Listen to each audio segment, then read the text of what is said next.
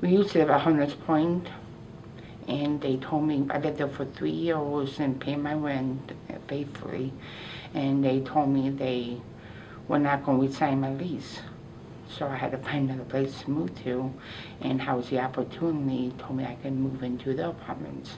When I had to move out of Hunters Point for 30 days, and I had no extra money to pay for U-Haul and security deposit, no other security deposits.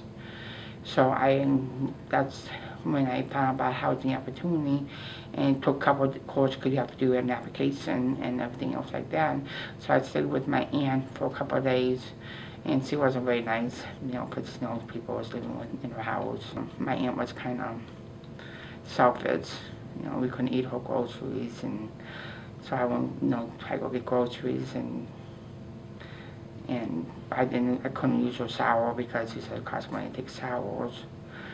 So my aunt was kind of rough. Because I think because they have everything what they need, and they don't realize when you don't have nothing and they have everything, it's kind of like, a burden on them, because they have to help you out. There was a couple of times I didn't think I was taking enough responsibilities, because I had to ask for my family to help me. And there are times when I think that's why you're supposed to have your families to help you. And my family can be ugly at times. And my daughter Monica had her back surgery, and in Lapis, and nobody came. And she was in ICU.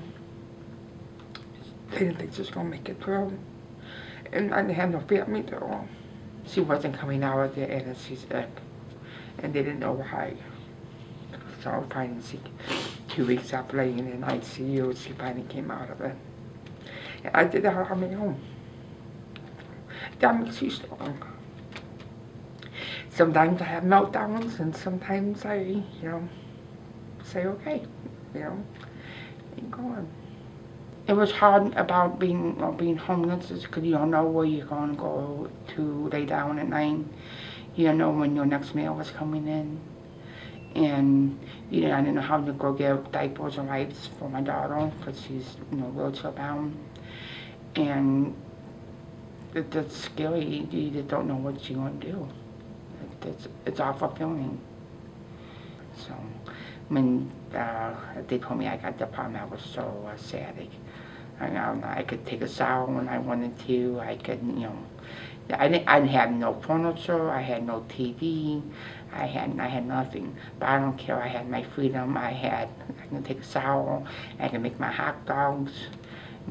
Whatever I wanted to. It was my own. I felt like I was in a prison when I was homeless, because you couldn't do what you wanted to do. I just look at my daughter and smile. I do it for her.